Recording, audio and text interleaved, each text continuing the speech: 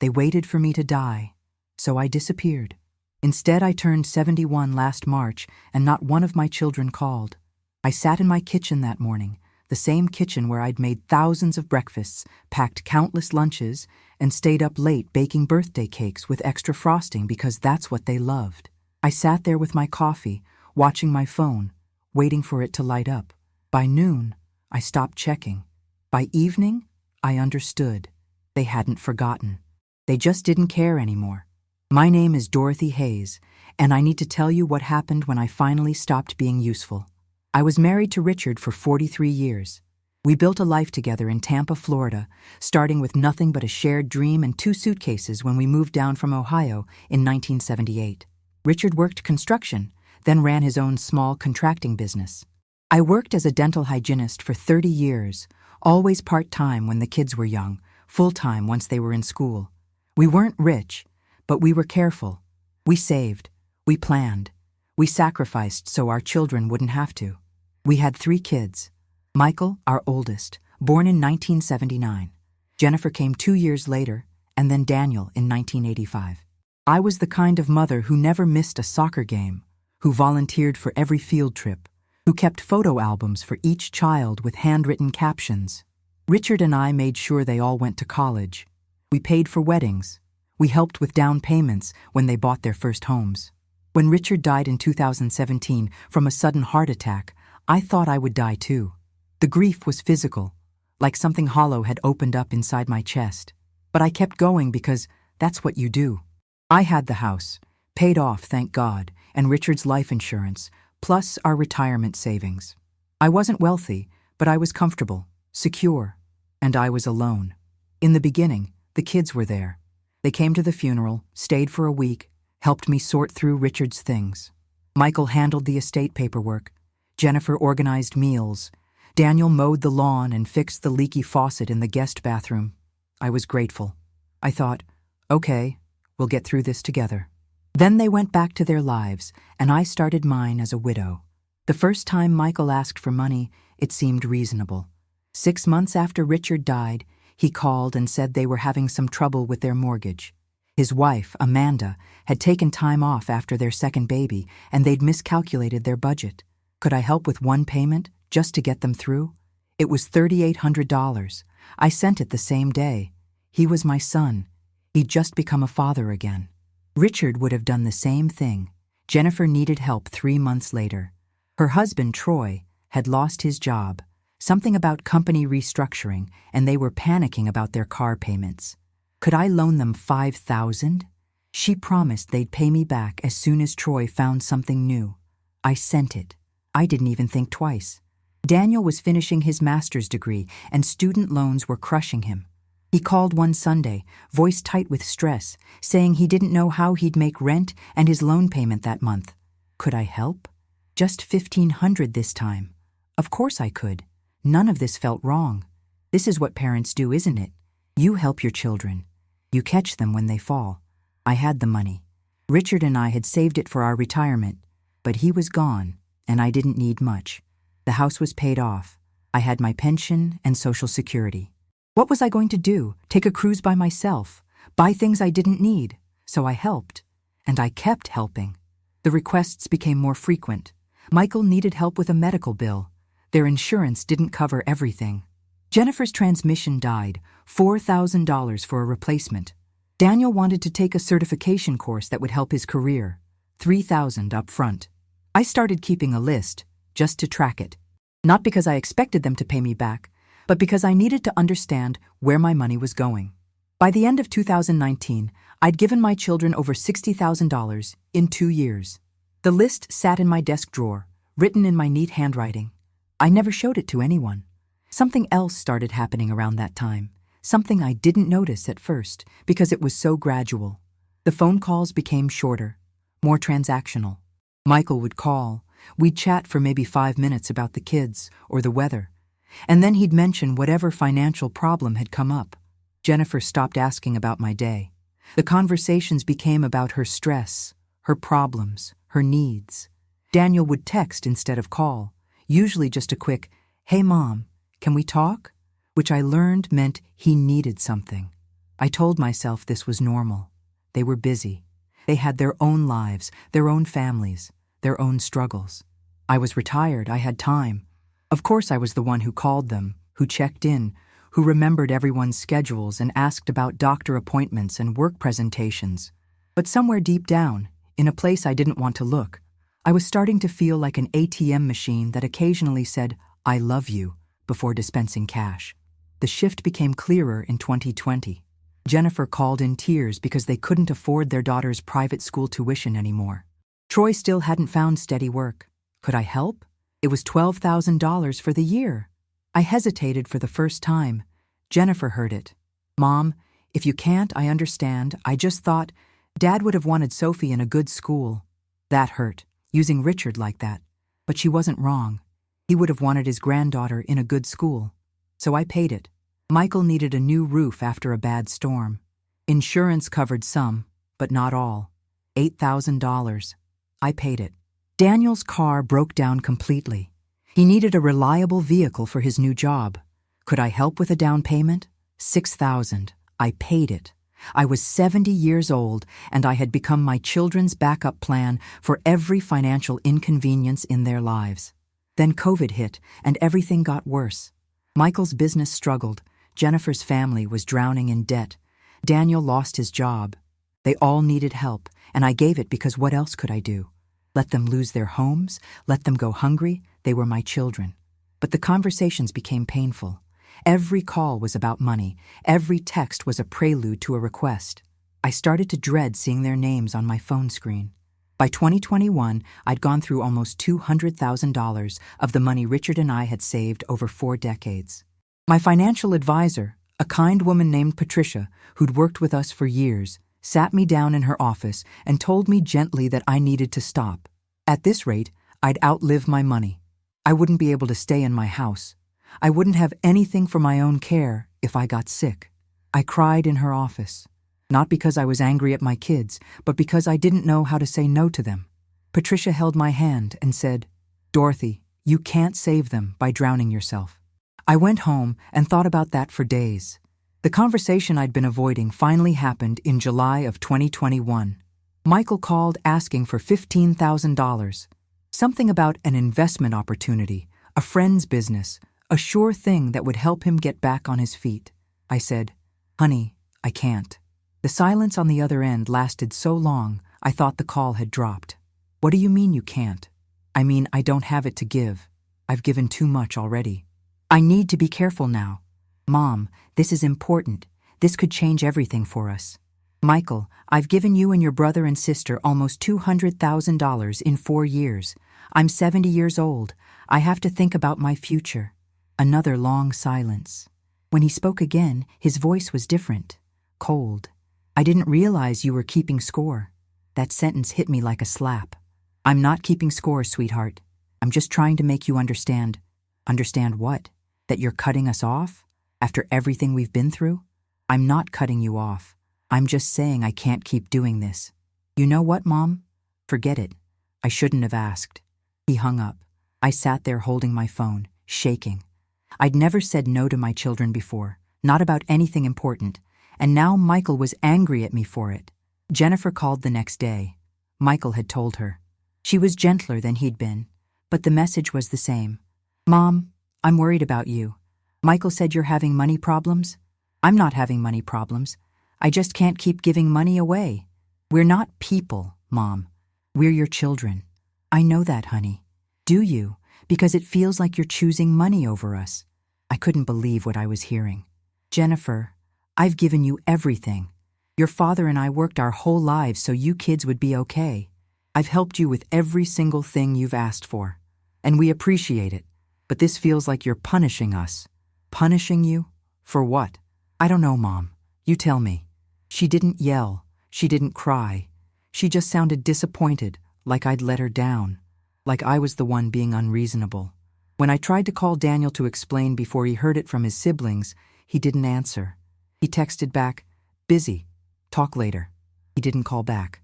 The weeks after that were the loneliest of my life. The phone that used to ring constantly went silent. My children, who'd called several times a week, disappeared. I told myself they were just hurt, that they needed time to adjust, that we'd work through this. But weeks turned into months, and the silence continued. I wasn't invited to Michael's daughter's birthday party that September. Jennifer said it was just immediate family, which apparently didn't include me. Thanksgiving came, and for the first time in my life, I wasn't hosting. Nobody invited me to their homes. When I asked Jennifer about plans, she said they were keeping it small because of COVID concerns. I spent Thanksgiving alone, eating a Publix rotisserie chicken and watching old movies. Christmas was worse. I sent gifts for all the grandchildren, carefully chosen and wrapped. I got thank you texts from my kids, brief, polite, distant. Jennifer invited me for Christmas Eve, but when I got there, I could feel how uncomfortable everyone was. The conversation was stilted. The kids were on their devices. I left after 2 hours, and nobody asked me to stay. Daniel didn't come at all. Work obligation, Jennifer said. I drove home crying so hard I had to pull over. The truth settled over me slowly, like dust accumulating on furniture you don't use anymore. My children were done with me because I'd stopped being useful. As long as I was writing checks, I was mom. The moment I said I couldn't, I became optional. I thought about calling them, demanding an explanation, asking them how they could treat me this way. But what would I say? That I'd spent $200,000 on them and earned the right to their love? That wasn't love. That was a transaction. And the worst part was realizing they saw it that way too. I started going through my finances more carefully. Patricia helped me understand exactly where I stood. The truth was sobering. If I lived to 90, which women in my family often did, I'd run out of money by 83 if I wasn't careful. The house was valuable. Tampa real estate had gone crazy. But it was also expensive to maintain. Property taxes, insurance, repairs. It was eating up more of my fixed income every year. I was sitting at my kitchen table one afternoon in February 2022, surrounded by financial statements, when my phone rang. It was Jennifer. My heart jumped. Finally, I thought. Finally, we're going to talk about this. Hi, sweetheart, I said, trying not to sound desperate. Hey, Mom. Listen, I can't talk long, but I wanted to ask you something. Of course. Anything. Troy's mom is sick, and we need to go help her out in Georgia for a few weeks. Could you watch the kids? Sophie has school, but if you could stay at our place, get her to school and back, make dinners. I felt something crack inside my chest. Jennifer, I haven't seen you in months. I know, things have been crazy. So can you do it? You haven't called me except to ask me to babysit. A pause. Mom, I'm asking because I need help. I thought you'd want to spend time with your granddaughter. I do want to spend time with her, but you've barely spoken to me since I told Michael I couldn't give him money. Oh my God, is that what this is about? You're still upset about that? I'm not upset. I'm hurt. All of you just stopped calling, stopped including me in anything. Mom, we've all been dealing with our own stuff. We can't drop everything to entertain you. Entertain me, like I was some needy stranger, not their mother. I'm not asking you to entertain me. I'm asking you to treat me like I'm part of this family. You are part of this family. But you're making everything so difficult lately. I closed my eyes. I can't watch the kids, Jennifer. I'm sorry. Seriously? We really need help right now. I understand. But no. She hung up without saying goodbye. I sat there for a long time after that call, staring at nothing. And that's when I heard it. A conversation I wasn't supposed to hear. I'd called Daniel's number by accident, trying to call my friend Linda, getting the contacts confused. He didn't answer, but the call connected somehow. I was about to hang up when I heard voices. Daniel and Michael talking. I realized I must have accidentally triggered a callback or Michael was at Daniel's place. I should have hung up immediately, but I heard my name. Talk to Jennifer, Mom's being impossible. That was Michael's voice. What happened? Daniel. She won't watch Jennifer's kids. Can you believe that? After everything we've done for her. Everything we've done for her? Daniel laughed, but it wasn't a kind sound. What have we done for her? You know what I mean. We include her in stuff. We call her. Well, we used to. Until she cut off the bank of Mom. They both laughed. I stood frozen in my kitchen, phone pressed to my ear, unable to move. How much longer do you think we have to wait? Daniel asked. For what? Dude, you know for what. The house alone has to be worth $600,000 now. plus whatever she has left. I don't want to think about that. Oh, come on. She's 71. She's healthy now, but how much longer? 10 years? 15 if we're unlucky? Jesus, Daniel. I'm just being realistic, and honestly, if she's going to be difficult, maybe it's better if we just wait it out. Once everything's settled, we split it 3 ways and never have to ask her for anything again. Michael didn't disagree. He just said, Mom always said the house would be divided equally. Exactly. So why are we kissing her ass? She's going to leave us everything anyway. Let her be alone, if that's what she wants. I hung up. My hands were shaking so badly I dropped the phone. It clattered on the tile floor, the sound sharp in the silence of my empty house. They were waiting for me to die. Not hoping I'd die. I don't think they were that cruel. But waiting, planning for it, calculating it. My death was a future inheritance, and I was just an obstacle between them and the money Richard and I had spent our lives building. I don't know how long I stood there. Long enough for the light to change outside my kitchen window, for shadows to stretch across the floor. Long enough for something inside me to shift permanently. I wasn't angry. Anger would have been easier. I just felt tired. So tired. And clear. For the first time in years, everything was clear. I called Patricia the next morning. I need to sell the house, I said. Dorothy, are you sure? I'm sure. Can I ask what changed? Everything, I said. Everything changed. The Tampa housing market was booming. Patricia connected me with a real estate agent, a brisk, efficient woman named Claire, who looked at my house and practically salivated. We'll have this sold in a week, she said. Properties in this neighborhood are going for well above asking. She was right. I listed it on a Thursday. By Saturday, I had 4 offers. By Monday, I'd accepted one, $27,000 above asking price. $647,000 for the house Richard and I bought in 1982 for $78,000. I didn't tell my children. I hired an estate sale company to sell everything that wouldn't fit in the small place I was planning to move to. Watching strangers go through my furniture, my dishes, my kids' old toys that I'd kept in the attic, it should have hurt more than it did, but I felt nothing. Just determination. I found a small, beautiful condo in Clearwater, right near the beach. 2 bedrooms, 1 bathroom, 900 square feet. It cost $220,000 cash. My monthly expenses would be a quarter of what they'd been in Tampa. The closing happened fast.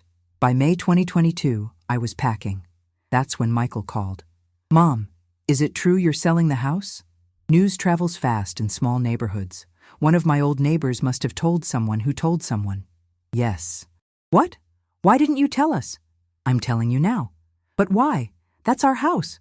We grew up there. And now I'm selling it. Where are you going to live? I'm moving to Clearwater. I bought a condo. You bought? Mom, this is insane. You can't just make these huge decisions without talking to us. Why not? Because we're your family. Michael, I haven't heard from you in months unless you needed something. I spent Thanksgiving alone. You didn't invite me to Emma's birthday. You didn't call me on Christmas morning. We've been busy, I told you. I know what you told me. I also know what you told Daniel. Silence. What are you talking about? I heard you, both of you, talking about my house, about how much longer you'd have to wait, about splitting everything 3 ways. More silence. Then, Mom, that's not... You misunderstood, did I? Tell me exactly what I misunderstood. He couldn't. He tried for a minute, stammering, but we both knew there was nothing to say. The house is sold, I said quietly. I'm moving on with my life. You should do the same. I hung up before he could respond. Jennifer called 10 minutes later, crying. Daniel sent angry texts. I didn't answer any of them. The day I moved was bright and clear, typical Florida summer weather. The moving truck pulled away with my reduced belongings, and I stood in the empty house one last time. I thought I'd feel sad, but I didn't. I felt light. I drove to Clearwater with my car packed full of the things I'd kept, photos, some books, my grandmother's quilt. The condo was waiting, bright and clean and mine. No memories, no ghosts, just possibility. I spent the first month settling in. I bought new furniture, simple and comfortable. I learned the neighborhood, found a good coffee shop, joined a local gym with a pool. The beach was 3 blocks away, and I started walking there every morning. I made a friend named Susan who lived 2 doors down. We started having coffee together on her balcony, watching the water. She was 74, a widow, had 2 daughters in Oregon she saw twice a year. Best decision I ever made, she said, was moving away and building my own life. My girls are great, but they don't need me hovering. And I don't need to revolve my life around them. I didn't tell her about my kids. Not at first. The money from the house sale, after buying the condo, left me with over $400,000. Combined with what was left of my retirement savings, I was actually more secure than I'd been in years. Patricia set me up with a conservative investment plan. I'd be fine, more than fine. I could live comfortably, travel if I wanted, do whatever I wanted with the time I had left. And when I died, there'd still be something left, but nothing like what my children had been expecting. They found out about the condo in June when Jennifer hired someone to track me down. I got a letter forwarded from my old address. She wanted to come visit and talk about everything. I didn't respond. Michael showed up unannounced in July. I opened my door to find him standing there, looking older than I remembered. "Mom," he said. "Michael, can I come in?" I considered saying no, but curiosity won. I let him in. He looked around the small condo, and I could see him calculating, evaluating, pricing. "This is nice," he said, but his tone said the opposite. "It's perfect for me." We sat in my small living room. I didn't offer him anything to drink. "Mom, I need you to understand. That conversation you heard, we were just talking. We didn't mean anything by it. You meant exactly what you said. We were frustrated.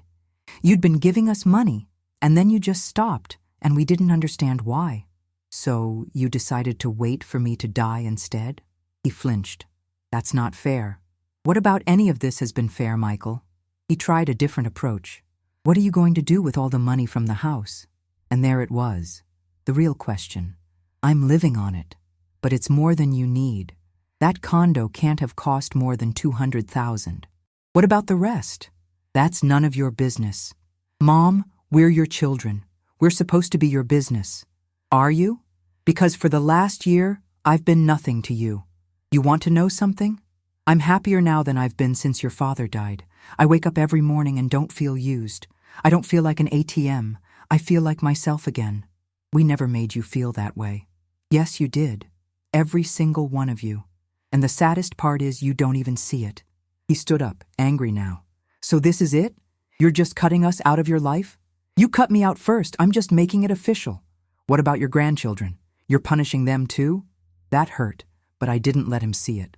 "I'm not punishing anyone. I'm saving myself." He left without saying goodbye. Jennifer tried email. Long, emotional messages about how much they loved me, how they were sorry if they'd hurt me, how family was supposed to forgive. But buried in every message was the same thing: concern about the money, about the inheritance, about what would happen to Dad's legacy. Daniel never reached out at all. I changed my will that September. I worked with an estate attorney, a sharp woman who didn't judge when I told her what I wanted. "Are you sure?" she asked. "This will likely cause significant conflict after you're gone." "I'm sure. My estate would be divided equally between 5 charities: a women's shelter, a children's hospital, a hospice organization, an Alzheimer's Research Foundation, and a local animal rescue. My children would receive $1,000 each, enough that they couldn't claim they were accidentally forgotten, but small enough to make my point clear." I signed the papers and felt another weight lift. The months passed. I stopped looking at my phone, hoping to see their names. I stopped wondering if they'd call on my birthday or Christmas. I built a new life, small and quiet and entirely mine. I took a watercolor painting class and discovered I loved it. I volunteered at the library twice a week. Susan and I started a small book club with some other women from our building. We'd meet every Thursday evening on the community room balcony, drink wine, talk about books and life and everything except our children. Most of them had similar stories. Kids who only called when they needed something. Kids who'd become strangers. Kids who saw their aging parents as obligations or resources, never as people. We didn't wallow in it. We just acknowledged it and moved on. I celebrated my 72nd birthday in March 2023 with Susan and 4 other women from the building. We had dinner at a nice restaurant on the beach, split a bottle of champagne, laughed until our faces hurt. Not one of my children called. I didn't cry about it. The grief had passed. What remained was something quieter: acceptance. My children were who they were. I couldn't change them. I could only change how I let them affect me, and I chose peace. There are moments, usually late at night, when I think about the life I imagined I'd have, growing old, surrounded by my children and grandchildren, holiday dinners with everyone together, being the matriarch, the center of a loving family. That life doesn't exist. Maybe it never did. Maybe I built it in my imagination while my real children were growing into people I didn't really know. But this life, the one I have now, is real. It's mine. Nobody takes from me unless I choose to give. Nobody makes me feel small or used. I wake up every morning and decide how I want to spend my day, and it's enough. I'm 73 now. I'm healthy. My finances are secure. I have friends who actually care about me, not what I can give them. I paint terrible watercolors that make me happy. I walk on the beach and watch the sunset and feel grateful to be alive. Last week, I got a message from Michael. His daughter is getting married next summer, and they wanted to let me know. The invitation would be coming soon. I haven't decided if I'll go. Part of me wants to. I want to see Emma in her wedding dress, to hug her and tell her I'm proud of her. She was always a sweet kid, and none of this is her fault. But I also know what attending would mean. It would mean pretending everything is fine. It would mean playing the role of grandmother, of mother, smiling for photos while everyone pretends the last 3 years didn't happen. I don't know if I can do that. Maybe I will. Maybe I won't. But it will be my choice, made for my reasons, not because I'm afraid of losing them. I've already lost them. What I found was myself. If you're reading this, if you're listening to an old woman tell her story and seeing pieces of your own life in it, I want you to know something. It's not selfish to protect yourself. It's not cruel to set boundaries. It's not wrong to choose peace over pain. We spend so much of our lives giving. To our children, our spouses, our parents, our jobs. We give and give and give until we're empty. And then we give some more because that's what we think love requires. But love isn't supposed to deplete you. Real love doesn't keep taking until there's nothing left. I gave my children everything I had, and it still wasn't enough. The problem wasn't that I stopped giving. The problem was that they never learned to give back. That's not my failure. It's theirs. I spent 71 years putting everyone else first. The last 3 years, I've put myself first. And you know what I've learned? I was worth it all along. The money's gone. The big house is gone. The fantasy of a perfect family is gone. But I'm still here. I'm still standing. I'm still waking up every morning and finding reasons to be grateful. That's more than I had when I was giving everything away and getting nothing back, except the privilege of being used. So no, I don't regret selling the house. I don't regret moving away.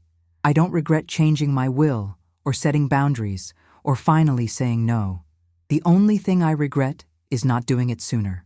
My name is Dorothy Hayes. I'm 73 years old. I live in a small condo in Clearwater, Florida. I'm a widow, a mother, a grandmother. I'm also a woman who decided she mattered, and I've never been more at peace.